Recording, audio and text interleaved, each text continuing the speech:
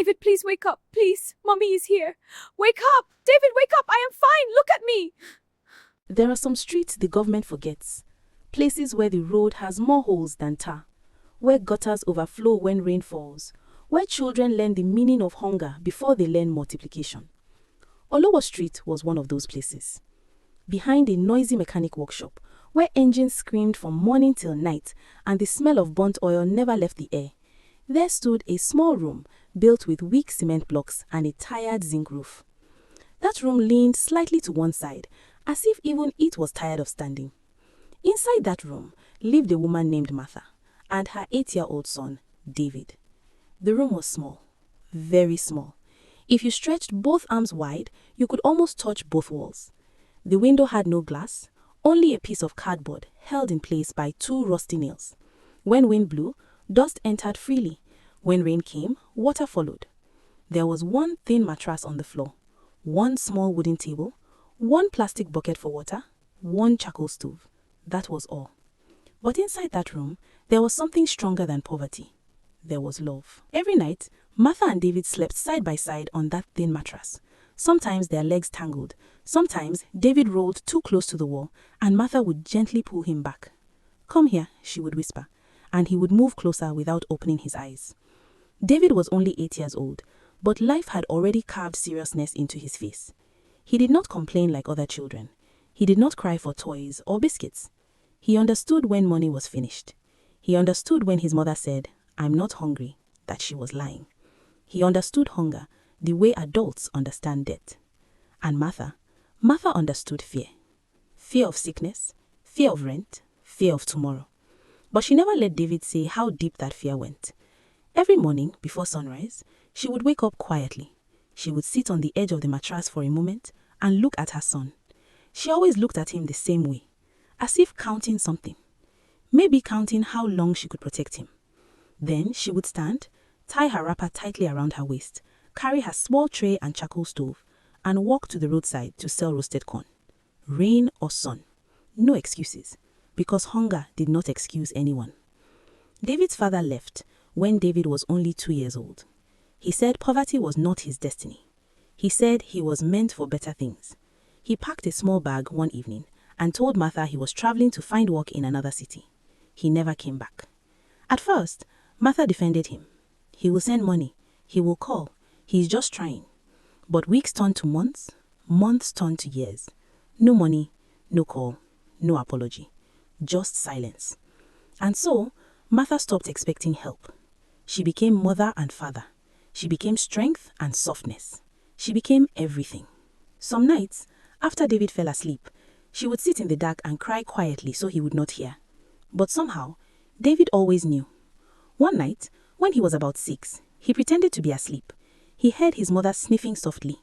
He turned toward the wall and whispered, "God, make my mommy rich." Martha heard it, and that night, she cried harder than she ever had before. Life was not always tears. There were small joys. On good days, when Martha sold all her corn, she would buy 1 sachet of pure water and 1 small biscuit. She would break the biscuit into 2. "Equal share," she would say. David would laugh. Sometimes, they would sit outside their room in the evening and watch other children play.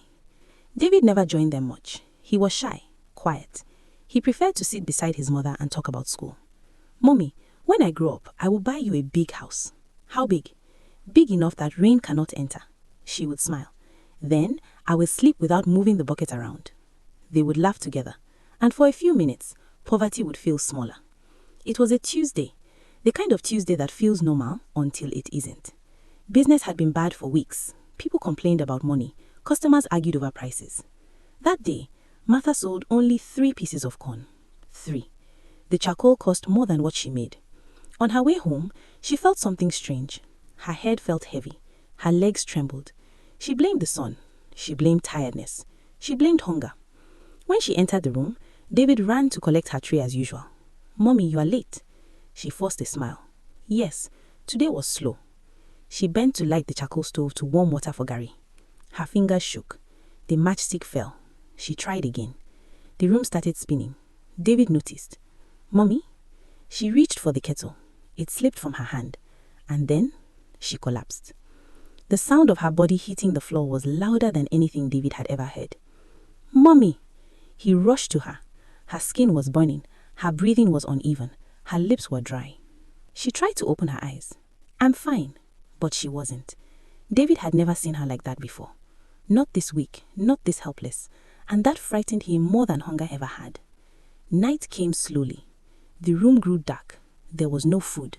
No rice, no curry, no beans, nothing. David checked the small container where they usually kept leftovers. Empty. He looked at his mother. She was sweating, murmuring softly. Her stomach growled loudly in the quiet room. He felt something twist inside his chest. He had gone to bed hungry before, but this was different. This time, his mother was the one suffering, and that he could not accept. He sat beside her for a long time, listening, thinking. The street outside grew quiet. Shops closed, voices faded. Only the sound of distant generators filled the air. Finally, he stood up. "Mommy." She opened her eyes weakly. "Yes? I'll go and find food." Her eyes widened instantly. "No, don't go. It's late." Her voice was barely above a whisper. Outside, darkness had settled fully. The only light came from a weak street lamp near the junction. But David forced a small smile. "It's okay." He swallowed. "I'm a man now." Those words were too big for his small body, too heavy. Martha tried to sit up. She failed. "David, please." But he had already picked up his torn blue slippers. He opened the door quietly. He looked back once. She was trying to lift herself. He smiled again and stepped into the night. When David stepped out of the room, the air felt colder than usual. Olowo Street at night was not friendly to children. During the day, the street was noisy. Mechanics shouting, generators humming, women arguing over prices. But at night, it changed. The same road that carried life during the day became silent and watchful. David closed the door gently behind him. He stood there for a few seconds. His heart was beating fast. Not because he was afraid for himself, but because his mother was alone inside that room, burning with fever, hungry. He adjusted his torn slippers and started walking. The first place he went to was Mama Titi's food joint. During the day, the place was always full. The smell of stew and fried plantain used to drift into their room sometimes, making their stomachs growl. Now the chairs were stacked. The fire was almost out. Mama Titi was packing plates into a bucket. David walked slowly toward her. "Auntie." She looked up. "Yes? Why are you outside at this time?" "My mommy is sick. She has not eaten. Please, do you have leftover food?" Mama Titi paused. For 1 second, her face softened. Then she sighed. "David, you know this is business. If I start giving free food, how will I survive?" He nodded slowly. "I understand." But he didn't move. She avoided his eyes. "There is nothing left. Go home." He turned and walked away. The truth was, there was food left. But business was hard for everyone. And sometimes, people protect what little they have, even if it means a child goes hungry. He walked further down the street. There was a small provision shop still open. The owner, a tall man with sharp eyes, was arranging drinks in a fridge powered by a loud generator. David stood near the entrance. "Uncle." The man didn't look up. "What?" "My mommy is sick. Please, can I take one bread? I will bring money tomorrow." The man finally looked at him. "Tomorrow? From where?" Silence. David had no answer. The man shook his head. "Go home. Night is not safe." David swallowed. He wanted to explain. He wanted to say, if she eats, she will get better. But the words felt too heavy. He walked away again. As he walked, his stomach tightened painfully. He hadn't eaten since morning. But the hunger in his own body did not matter. His mother's hunger mattered more. He passed a group of young men sitting under a streetlight. They were laughing loudly, playing music from a phone. One of them noticed him. "Hey, small boy, where are you going?" David stopped. "My mommy is sick." The young man laughed. Everybody's mommy is sick when they want money. The others laughed too. David felt heat rise behind his eyes, but he refused to cry. He walked past them, because crying would waste time, and time was something his mother didn't have. He reached the junction. This was the busiest part of Olowo Street. Even at night, cars still passed. There was a traffic light that worked sometimes. Tonight, it flickered between red and yellow. Cars stopped, cars moved. David stood at the side of the road. He had never begged before, never like this. He thought of turning back. He thought of lying beside his mother and pretending hunger would disappear. But then he remembered her breathing, heavy, uneven. He stepped forward when the light turned red. He approached the first car, a black SUV. He raised his hand gently. The driver didn't even look at him. The window stayed up. The light turned green. The car drove away. Then a small silver car stopped at the front. Inside was a woman in her early 30s. She was tired too. Her eyes carried their own stories. She noticed him standing there, thin, small, shivering slightly. When he approached her car, she rolled down the window fully. "Yes? My mommy is sick. She has not eaten. Please." His voice cracked. He wasn't acting. He wasn't lying. He was just desperate. The woman stared at him for a few seconds. There was something in his eyes. Not mischief, not deception, just fear. "Where is she?" "At home." "Why are you outside alone?" "She cannot stand." The woman's face changed. She reached into her handbag. She brought out some money. Then she paused. She looked at the back seat. There was a small loaf of bread she had bought earlier. She picked it up. "Take this." David's eyes widened. "Thank you, Ma." She handed him the bread inside the nylon. "Go home quickly. Don't stay here." "I won't." He held the bread tightly to his chest like something sacred. The traffic light turned green. The car drove away. David stood there, smiling for the first time that night. He had done it. He had saved the night. He imagined his mother sitting up slowly. He imagined breaking the bread. He imagined her eating. He imagined her smiling weakly and saying, "My son." He began to run. As he ran, something touched his heart. He slowed down near a quiet part of the street. He opened the nylon gently. He removed the bread. It was soft, fresh. He stared at it. His stomach screamed at him, but he shook his head. He reached into his small pocket and brought out a folded piece of paper. It was part of an old homework sheet. He had practiced writing sentences on it earlier that week. His handwriting was not perfect, but it was clear. He leaned against a wall and used the light from a nearby shop sign to write slowly.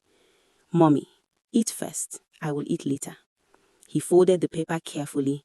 He placed it inside the nylon. Then he smiled to himself. He would surprise her.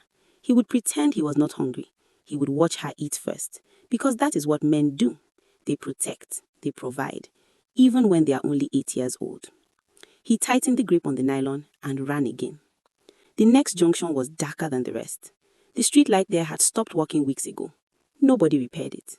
Cars often sped through that part because the road was slightly clearer there. David slowed down.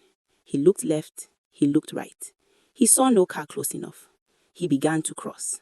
But in the distance, there was a car coming very fast. Too fast. The driver was tired. His phone was in his hand. His eyes were not fully on the road. David had almost reached the middle. Suddenly, headlights flashed brightly into his eyes. A loud horn exploded through the night. David froze. For one small second. Just one. And that was enough. The car tried to brake. Tires screamed against tar. But speed does not forgive. The impact came. Not loud, not dramatic, just heavy. The nylon flew from his hand. The bread rolled across the road. His small body fell on the cold ground. Silence followed. The driver stepped out shaking. Oh God, oh God. A few people ran toward the scene. Someone shouted. Someone covered their mouth. David lay there, eyes half open, still, very still. His small fingers were still slightly curled, as if still holding something. But the bread lay across, unopened, the note still inside. The night swallowed the sound, and Olowo Street went quiet again. Morning came quietly, too quietly. Inside the small room behind the mechanic workshop, Martha opened her eyes slowly. For a few seconds, she did not remember the night before. She only felt weakness. Her body still burned with fever, but something else felt wrong. The room was silent. Usually by morning, she would hear David moving around. Sometimes he would sweep the floor. Sometimes he would step outside to greet neighbors. But this morning, nothing. She turned her head slightly. "David?" No answer. She cleared her throat. "David?" Still nothing. Her heart began to beat faster. She tried to sit up. Pain shot through her body, but fear is stronger than pain. She forced herself to stand. The room spun around her. She held the wall for support. "David?" Her voice was shaking now. She opened the door. The morning air hit her face. And that was when she noticed something strange. There were people gathered near the junction. Too many people. Whispers, murmurs. Somebody covered their mouth. Somebody shook their head. A cold feeling entered her stomach. Slowly, very slowly, she began walking toward the crowd. Each step felt like walking through water. Heavy, difficult.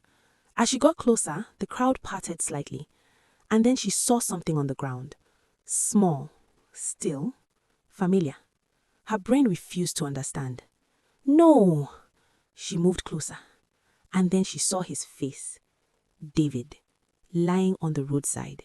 His body was too quiet. His small blue slipper was missing from one foot. There was dust on his cheek. His hand was stretched slightly forward, as if he had been reaching for something. Martha dropped to her knees. The sound that came out of her mouth did not sound human. It was not a scream. It was something deeper, something broken.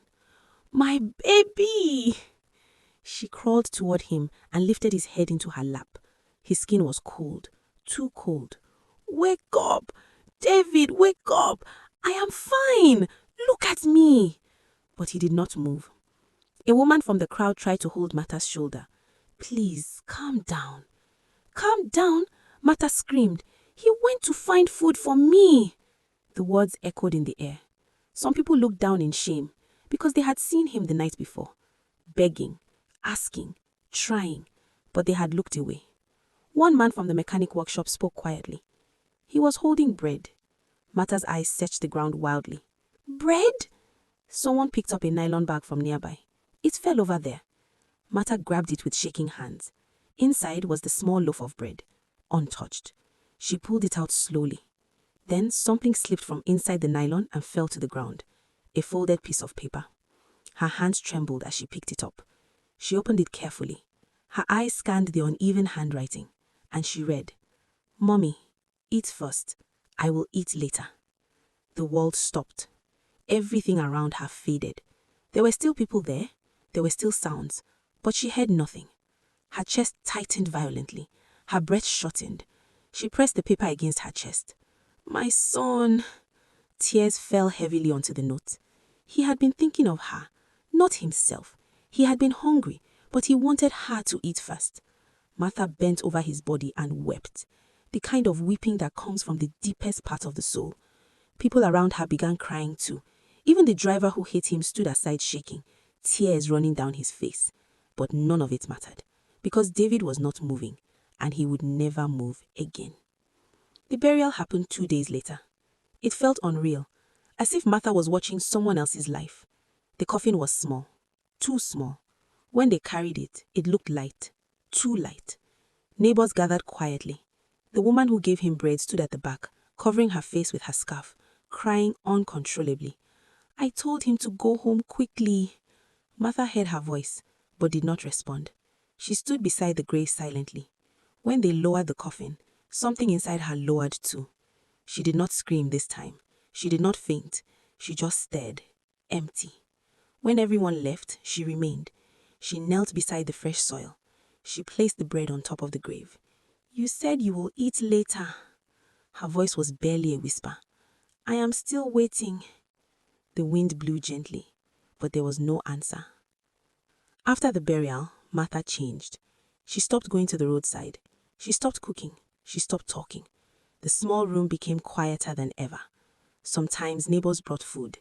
She barely touched it. Every night, she unfolded the note. "Mommy, eat first. I will eat later." She traced his handwriting with her finger. She imagined him writing it under a weak light. She imagined his small face focused. She imagined him smiling as he folded it. She began talking to him at night. "David, I am not hungry. I am fine. I will eat later too." Weeks passed. Her body grew weaker, but it was not sickness. It was grief. Grief is heavier than fever. Grief eats faster than hunger. One evening, the same woman who gave David bread came again. She brought fresh bread. "Martha, please, eat." Martha stared at the bread for a long time. Her hands shook as she collected it. She sat down slowly. She opened the nylon. She held the bread. Tears fell on it. "My son wanted me to eat first." Her voice cracked. She broke a small piece. She put it in her mouth. She chewed slowly. Each bite felt painful, like swallowing glass, but she forced herself. "For you," she whispered. "For you, my son." She took another bite. Suddenly, she clutched her chest. The room felt smaller. Her breathing became heavy. She tried to stand. She couldn't. She fell sideways onto the mattress. The bread dropped from her hand. The woman rushed toward her. "Martha!" Martha's eyes were half open. Her lips moved slowly. "David, Mommy has eaten. Come and eat now." Her chest rose once. Then slowly, it stopped. She ate first. They buried her beside David. 2 graves, side by side. Simple, plain. On the small cement slab above them, someone wrote, "She ate first." People passing Olowo Street began to change. The traffic light was repaired. The broken street light was fixed. The mechanic workshop owner started keeping small food packs for children who wandered at night. But for Martha and David, it was too late. Some nights, when the wind blows gently across that street, old neighbors say they remember the sight of a small boy running with bread in his hand and a mother whispering in the dark, "Eat first." If you are listening to this story right now and your mother is alive, call her. If you see a child standing alone at night, look twice. Because sometimes the smallest hands carry the biggest love, and sometimes the world looks away until it is too late.